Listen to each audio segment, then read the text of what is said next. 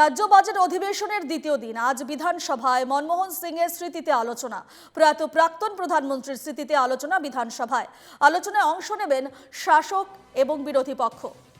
রাজ্য বাজেট অধিবেশনের দ্বিতীয় দিন এবং আজ বিধানসভায় মনমোহন সিং এর স্মৃতিতে আলোচনা। প্রয়াত প্রাক্তন প্রধানমন্ত্রীর স্মৃতিতে আলোচনা বিধানসভা। আলোচনায় অংশ নেবেন শাসক এবং বিরোধী পক্ষ। এ নিয়ে আমরা বিস্তারিত জানবো। ফোনে রয়েছেন আমাদের প্রতিনিধি রণজয় মুখোপাধ্যায়। রণজয়, বাজেট অধিবেশনের আজ দ্বিতীয় দিন এবং আজ বিধানসভায় মনমোহন সিং এর স্মৃতিতে আলোচনা হওয়ার কথা রয়েছে, কি জানতে পারছো?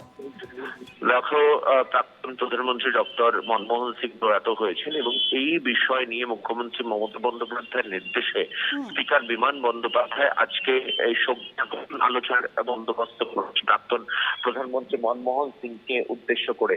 এবং সূত্রের খবর, এই বিষয়ে আজকে বিধানসভায় আলোচনা। সেখানে স্পিকারের তরফ থেকে দুই দলকেই, শাসক দল তৃণমূল কংগ্রেস এবং বিরোধী দল বিজেপিকে আমন্ত্রণ জানানো হয়েছে। বিরোধী দলনেতাকেও আমন্ত্রণ জানানো হয়েছে বিশেষভাবে এই আজকে যে আলোচনা হবে সেখানে উপস্থিত থাকবার জন্য। সূত্রের খবর, শাসক দলের তরফে পরিষদীয় মন্ত্রী শোভনদেব চট্টোপাধ্যায় এবং মন্ত্রী এই বিষয় নিয়ে আলোচনায় তারা বক্তব্য রাখবেন।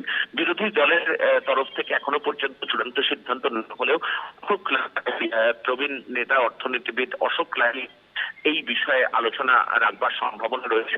সবকিছু মিলিয়ে প্রাক্তন প্রয়াত প্রধানমন্ত্রী এবং ভারতবর্ষের শ্রেষ্ঠ অর্থনীতিবিদদের